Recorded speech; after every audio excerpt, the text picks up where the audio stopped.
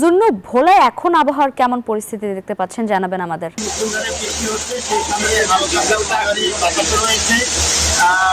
প্রশাসনের পক্ষ থেকে লঞ্চ চলাচল ভোলা জেলার সকল রুটের লঞ্চ চলাচল বন্ধ করে দিয়েছে। আপনি দেখতে পাচ্ছেন যে এখনো মুসলমানের বৃষ্টি হচ্ছে। এদিকে যে ঘূর্ণিঝড় শক্তির যে প্রভাব, সেই প্রভাবে কারণে বৈরী আবহাওয়া বিরাজ করছে।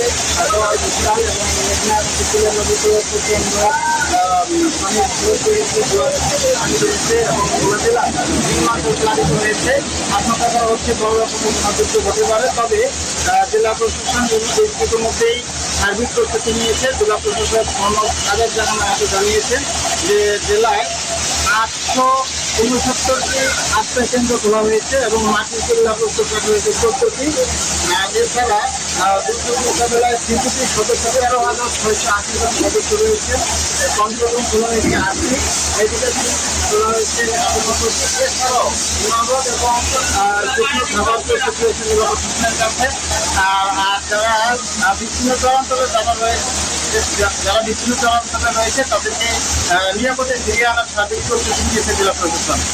এই ছিল ভোলা থেকে। জন্য ধন্যবাদ আপনাকে।